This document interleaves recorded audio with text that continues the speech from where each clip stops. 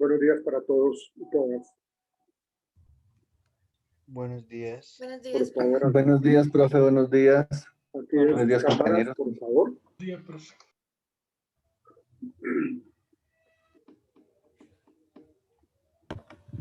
Hay dos nuevos estudiantes en el módulo, Luis Eduardo y Iván Cantillo, dos nuevos muchachos. Mucho gusto, compañeros. Hombre, preséntense porque no los conocíamos. Ah, y Laura también no estuvo ayer. Eso, tras de que el grupo es tan grande, se nota la ausencia de ustedes, de Luis, de Iván y de Laura. Ninguno de los tres asistió ayer a clase. Ustedes se pusieron de acuerdo, ¿no? El partido era por la noche, no por la mañana. ¿Cómo, profe? No, profe, lo que pasa es que ayer tuve problemas de internet, la verdad, para conectarme, no me dio, y estaba intentando el celular y no podía. Pero fíjese que se me arregló, fue después ya en la clase de las 10 y a esa sí pude entrar. O sea, no fue que perdí el día, sino que en la mañana se me hizo difícil, la verdad. Ok. ¿Se pusieron al tanto con respecto a la actividad de hoy? Pues, profe, nos dijeron que hiciéramos una investigación acerca de unas teorías del condicionamiento del aprendizaje organizacional sobre unos autores y yo lo investigué más o menos por ahí. Eso es lo que vamos a trabajar en el día de hoy, Iván, Luis Eduardo y Laura. Sí, señor, Bueno, yo también. Mis compañeros me avisaron. Muchas gracias. Entonces, bueno, se están poniendo como de acuerdo porque ahora faltaron las dos señoritas. Solamente está Laura. Bien, vamos a comenzar. ¿Qué es lo que nos plantea? Lo que nos plantea Iván Pavlov en su tema del condicionamiento clásico. ¿Quién quiere explicarlo? Pues, profe, si me permite, yo leo algo que encontré por acá de Pablo. Ok, dale. Bueno, entonces nos dice que, bueno, hay la teoría del condicionamiento clásico. Bueno, dice que es un tipo de aprendizaje y comportamiento que consiste en aparear un estímulo natural con su respuesta natural y conectarlo con un segundo estímulo para que genere una respuesta que no sea naturalmente. De otra manera, el condicionamiento clásico es el mecanismo que no sea naturalmente, perdón. De otra manera, el condicionamiento clásico es el mecanismo más simple por el cual los organismos pueden aprender acerca de las relaciones entre estímulos y cambiar su conducta en conformidad con las mismas. Entonces, bueno, la influencia que tiene la teoría con el aprendizaje. Hablamos del conductismo. Para que una conducta pueda ser modificada se necesita un estímulo y una respuesta, que es un conjunto que se desarrolla en conjunto una habilidad o una destreza para ser llevada a la práctica. Dice que la motivación influye en la conducta y esta lleva una respuesta y la conducta puede ser intrínseca o extrínseca.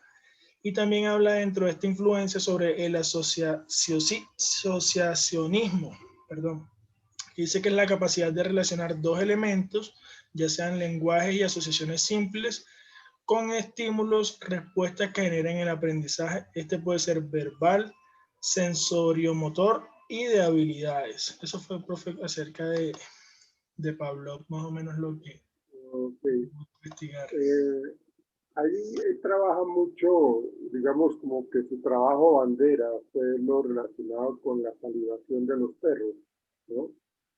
El condicionamiento clásico, que era lo que Iván decía de la asociación de unos estímulos que se presentan de una manera natural para generar una respuesta natural, pero que luego uno de esos estímulos se convierte o se asocia con un estímulo neutro para generar entonces un condicionamiento clásico para generar también una respuesta condicional. Entonces, es muy importante entender eso.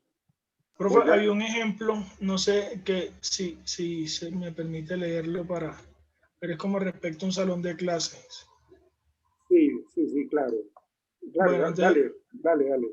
hay un ejemplo que dice, por ejemplo, un docente condiciona a los alumnos del salón de clases diciéndoles que si no entran después del timbre, ese es el estímulo condicionado, perderán un punto en su calificación. Por lo tanto, los condiciona a que entren, dando una respuesta condicionada. Sí, exactamente. Vamos a mirar un ejemplo muy asociado a lo que trabajó eh, Iván Pablo con su condicionamiento clásico. Entonces, permítanme, les voy a explicar para que ustedes, para que entendamos ese tema del condicionamiento clásico, pero pues lógicamente la idea es traspolarlo en un ambiente organizacional. No nos podemos quedar únicamente con el concepto como tal del experimento de Pablo en este tema, sino que lo podamos nosotros entender en el campo organizacional. Entonces, voy a colocar este ejemplo. No sé si ahí lo están viendo.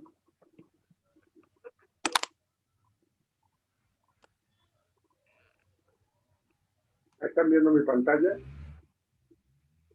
Sí, profe. Bueno. Señor. Bueno, este es el famoso experimento que hizo Iván Pavlov con los perros para poder explicar de que en condiciones particulares se pueden generar cambios de comportamiento, se pueden generar condicionamientos. ¿Sí? Y este tipo de condicionamiento clásico también se ve muchísimo en el área organizacional con las personas.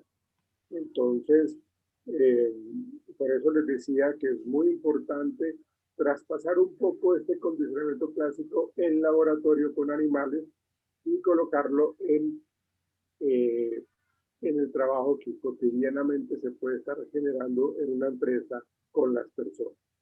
Entonces, ¿qué es lo que nosotros vamos a tratar de entender acá? Pablo lo que quiso trabajar fue un condicionamiento en donde él le presentaba un estímulo incondicionado para que el perro, en este caso, genere una respuesta incondicionada.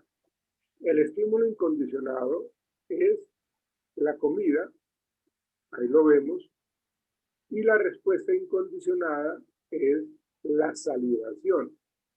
Miren que el perrito está ahí salivando, ¿sí?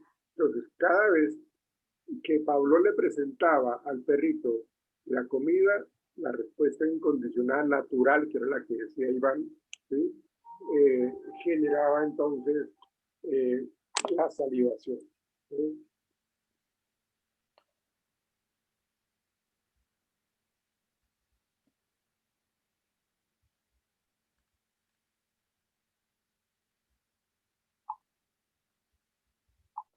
Entonces, eso sería, digamos, lo natural, presentar el estímulo incondicionado para generar una respuesta incondicional.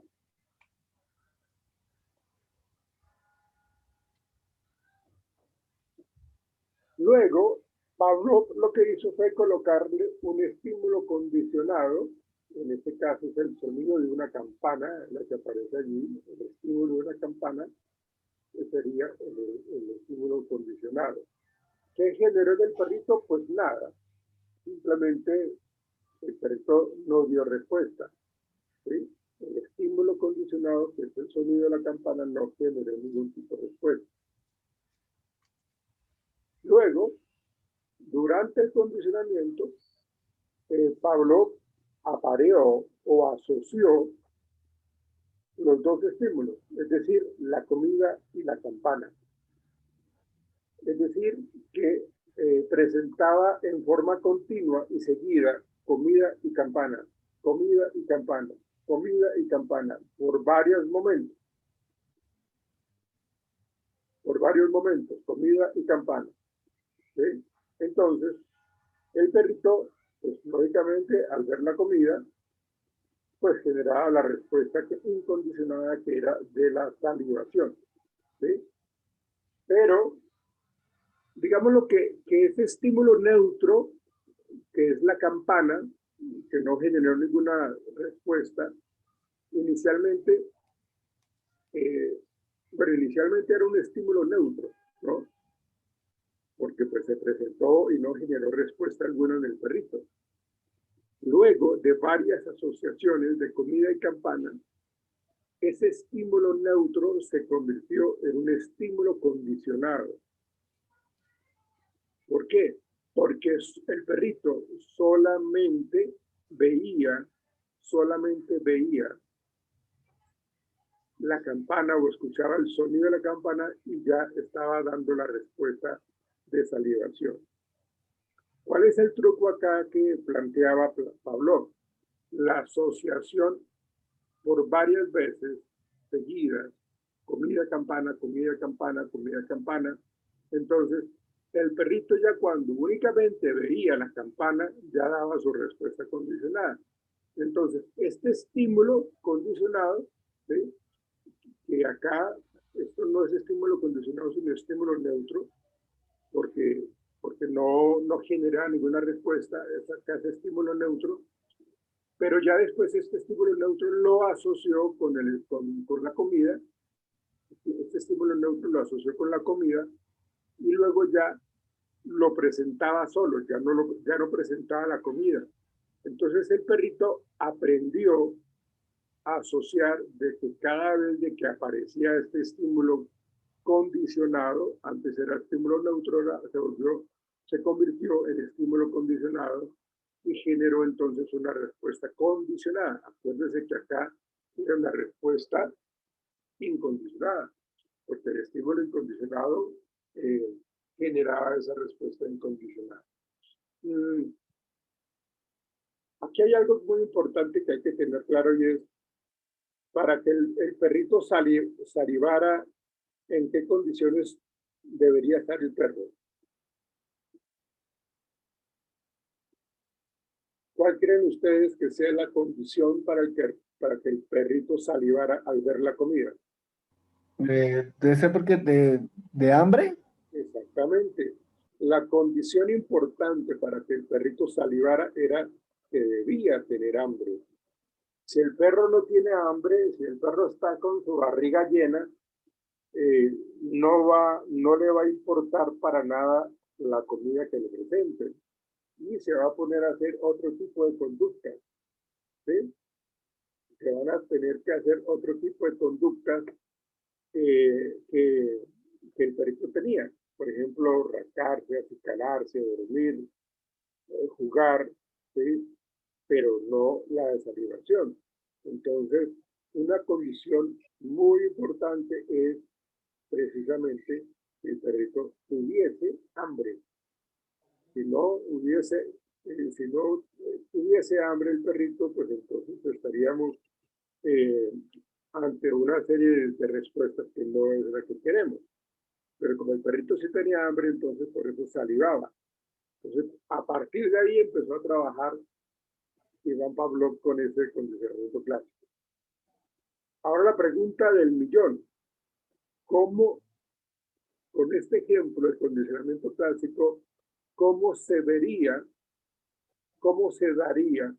en un entorno organizacional?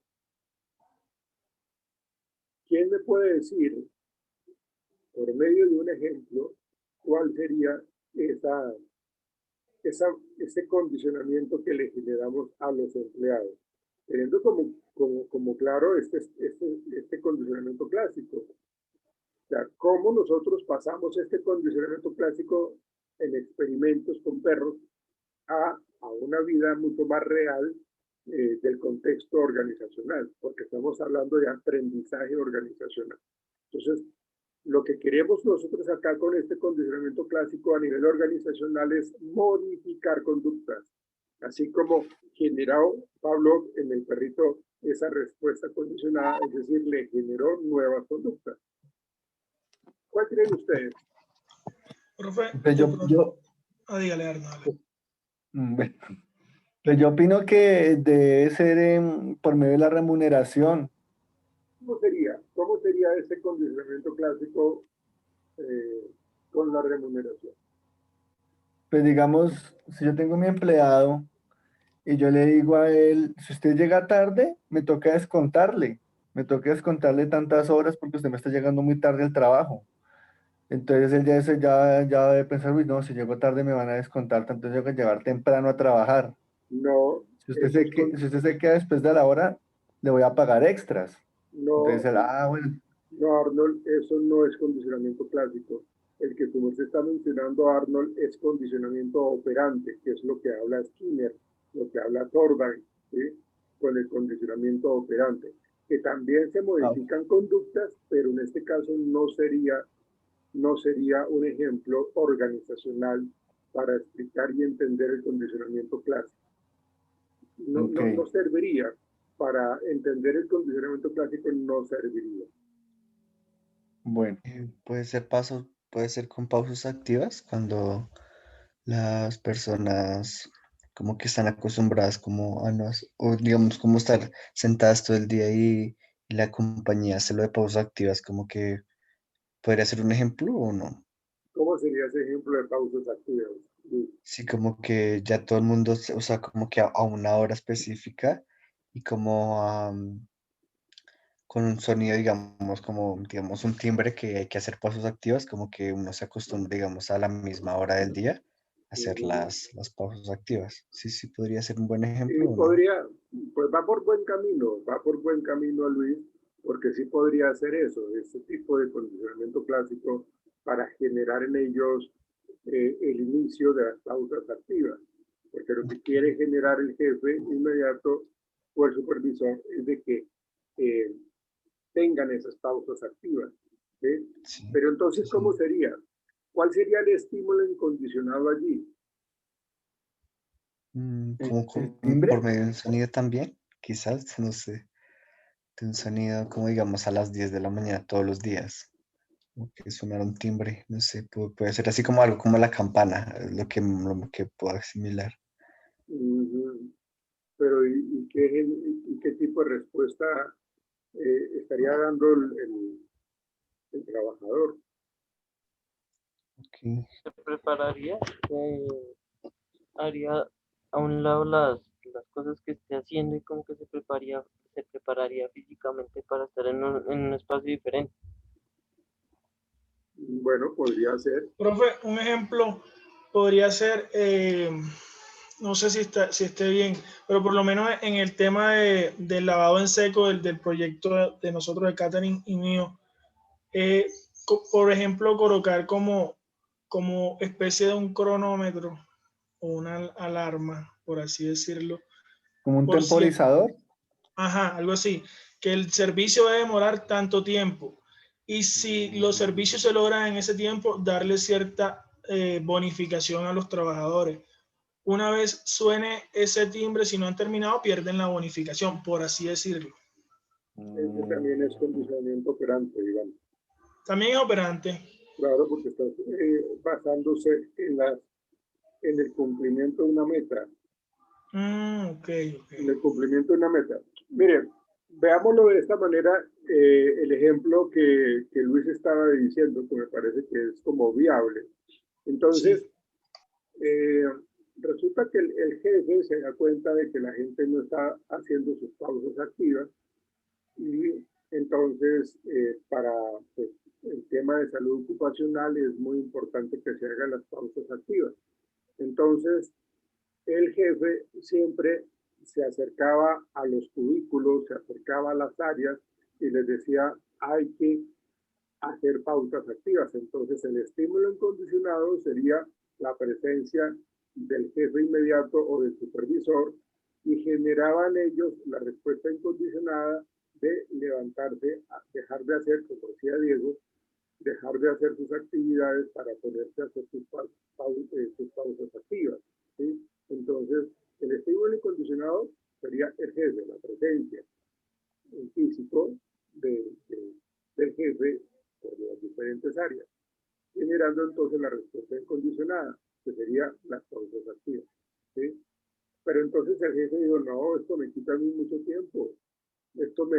Imagínense, es una empresa grande y yo tengo que estar caminando por todos lados, entonces donde tengo mis funciones, mis proyectos, mis tareas, no las puedo atrasar por esto.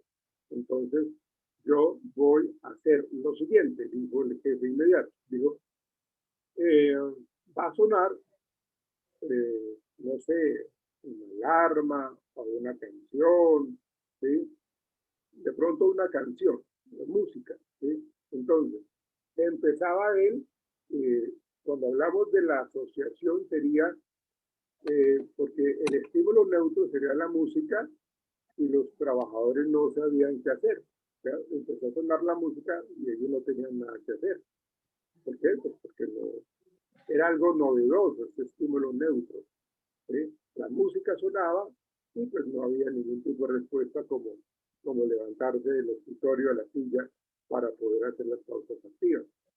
Pero entonces el señor empezó a mostrarse él, o sea, la presencia del Señor con la música, la presencia del Señor con la música, la presencia del Señor con la música, ¿sí? La presencia del Señor con la música, pues yo lo repito porque tiene que ser así, no es que yo esté tartamudeando, ¿no? Pues para que sepan, ¿no? ¿Sí?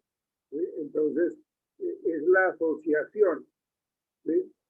Entre el estímulo incondicionado con el estímulo neutro. Entonces, en este caso, el estímulo neutro, que es la música, con el estímulo incondicionado, que es el Señor. ¿Sí? Entonces, como se apareó, como se asoció, que era lo que se decía, Iván, del asociacionismo, ¿sí? Se asociaron esos dos estímulos y después de un tiempo, el Señor ya no se presentaba en el área, sino únicamente sonaba la música. Entonces, cuando ya sonaba la música, ese estímulo neutro se convirtió en un estímulo condicionado para generar en los trabajadores la respuesta condicionada, que es pararse y hacer las pausas activas. Pero acá tenemos que agregarle una adicional y es diferentes tipos de canciones, porque pues si utilizamos la misma música para toda la empresa, pues entonces todo el mundo va a dejar de producir al mismo tiempo. Y eso no es así, no puede ser así. Entonces, el Señor tuvo que hacer este tipo de pareamiento con las diferentes áreas, con la música en particular.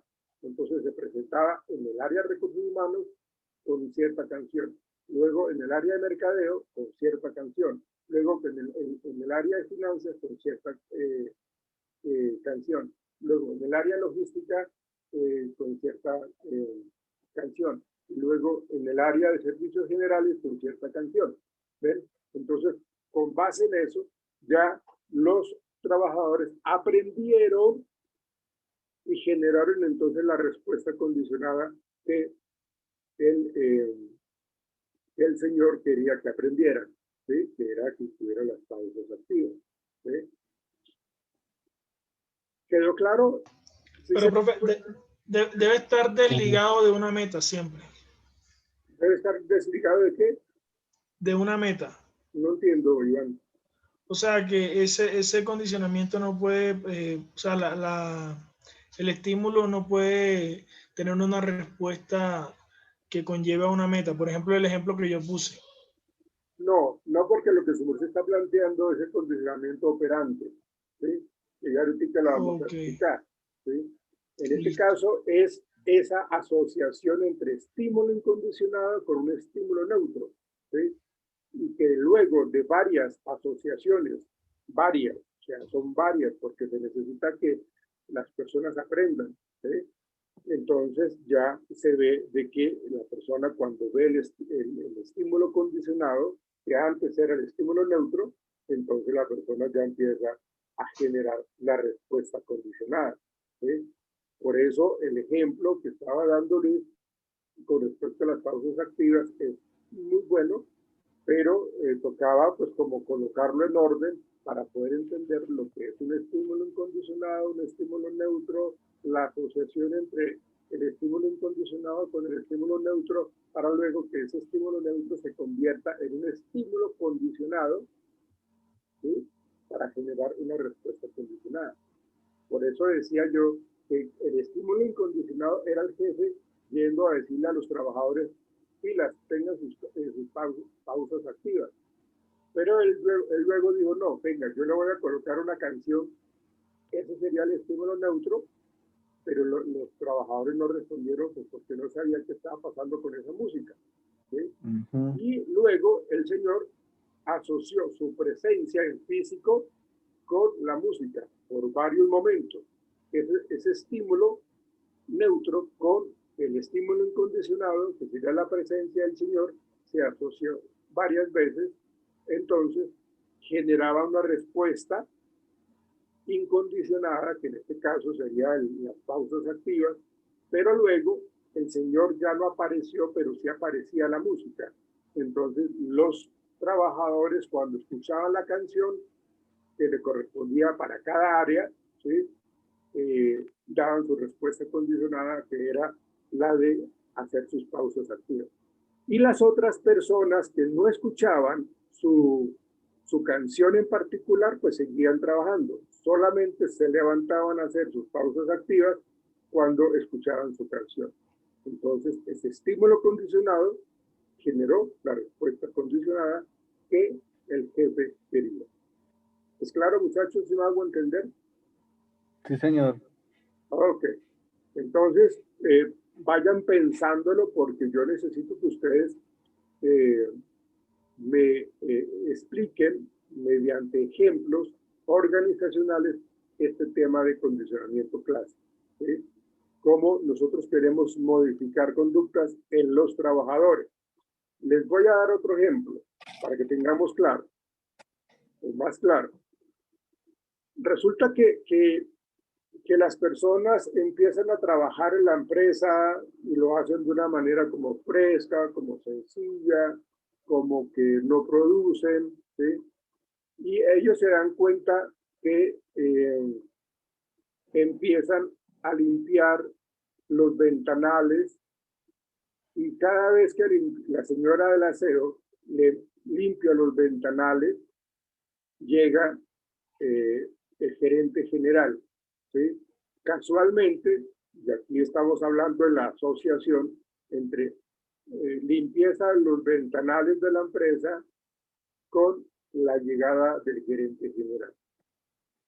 Cuando ellos ven de que la señora del aseo empieza a limpiar los ventanales, empiezan a trabajar de una manera mucho más rápida, mucho más organizada, porque han aprendido, ¿sí?, que cada vez que esta señora limpiaba los ventanales, aparecía el gerente general, ¿sí? Entonces, ahí se está dando la asociación entre el estímulo incondicionado con la respuesta incondicionada, ¿sí? Porque a ellos los pillaban haciendo otras cosas, tomando un tinto, charlando, y llegó el gerente general y ¡pum!, les llamó la atención, ¿sí? Entonces ellos, digo yo, se crearon o se cranearon más bien como que la señora empezara a limpiar los ventanales y ese era el tiempo que les daba a ellos para organizarse porque estaban entonces seguros de que iba a llegar el gerente general, ¿sí? Entonces ahí vemos nosotros cómo ese estímulo incondicionado, que es la señora del aseo, se convirtió en un estímulo condicionado para generar una respuesta condicionada que era la de mejorar su productividad, ¿sí? Porque ya sabían de que venía el gerente general y que ese gerente general es un ogro, es una tatacoa, entonces ya sabían qué tenía que hacer. Entonces, así con ese tipo de asociacionismo se está viendo nuevamente el condicionamiento clásico. ¿Es claro, muchachos? Sí, señor. Y así como eso, hay muchos ejemplos a nivel organizacional.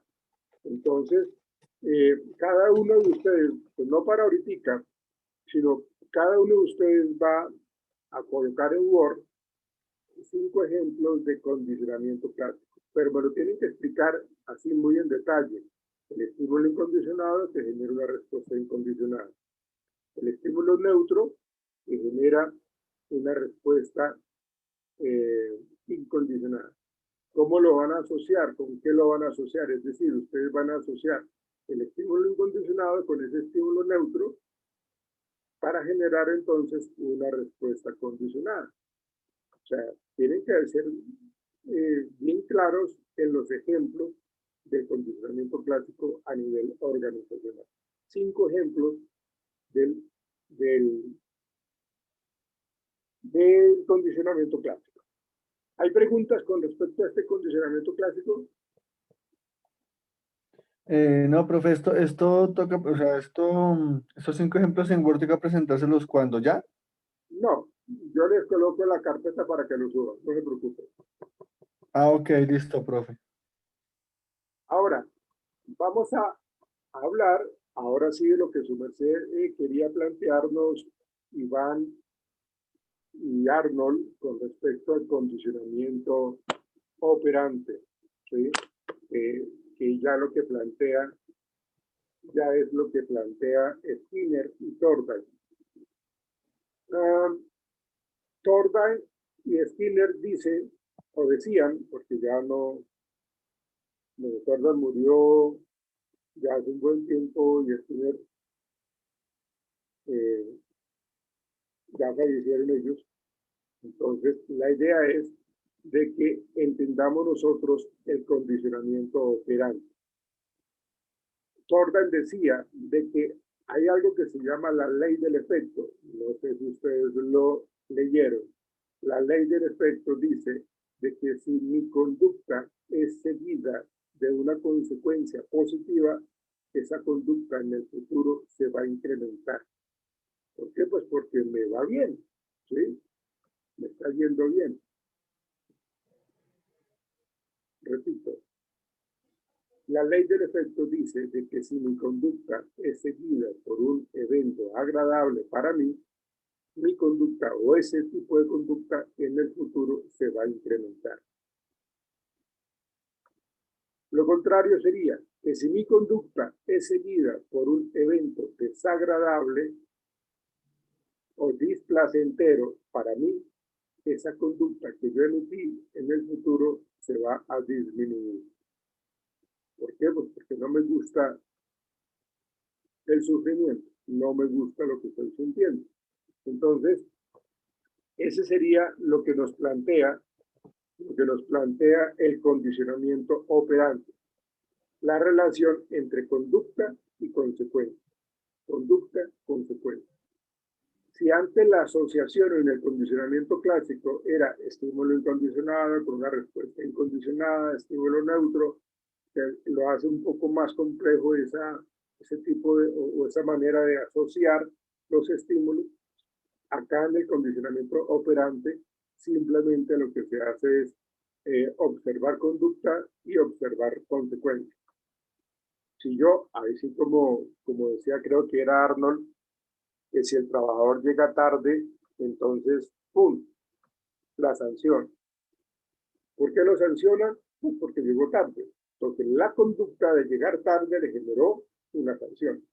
Ahí estamos hablando del condicionamiento operante que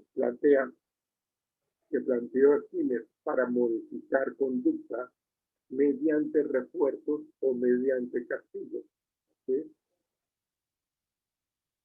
Entonces, esto se utiliza muchísimo este condicionamiento operante se utiliza muchísimo en el área educativa, en el área penitenciaria, en el área organizacional, en el área familiar. O sea, se utilizan en muchos contextos el condicionamiento operante, ¿sí?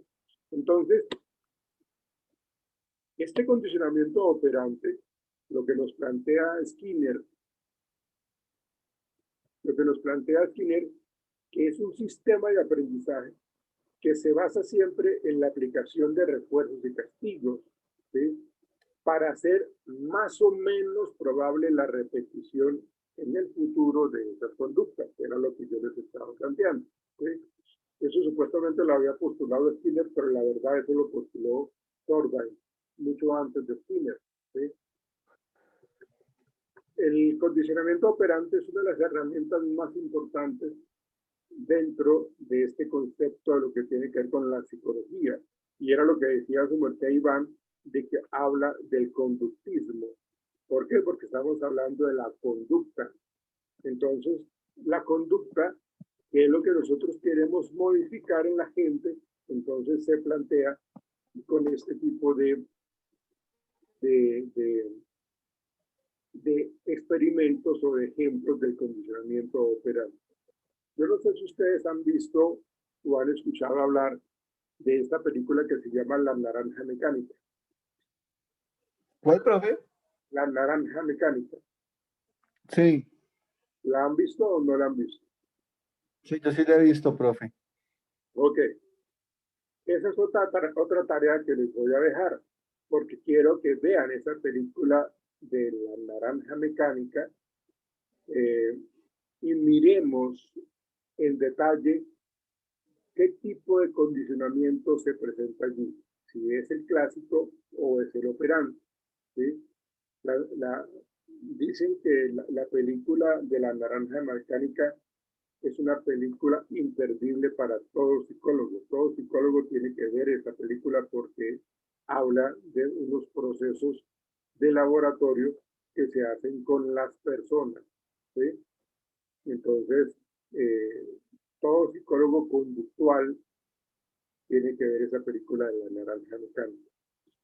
Pero para efectos de nuestro aprendizaje, para entender el condicionamiento operante o el condicionamiento clásico, si este se presenta en la película de La Naranja Mecánica, necesito que la veamos para que podamos entender ese tema, ¿sí?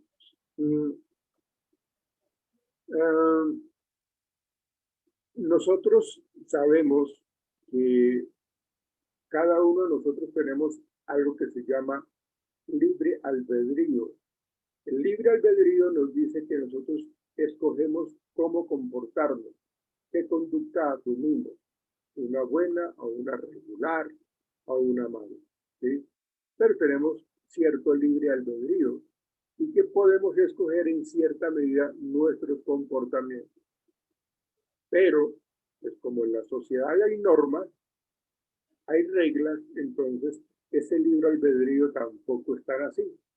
Bueno, en última sí existe, pero tengo que asumir las consecuencias de mis conductas. Yo puedo ir y pegarle un puño a alguien.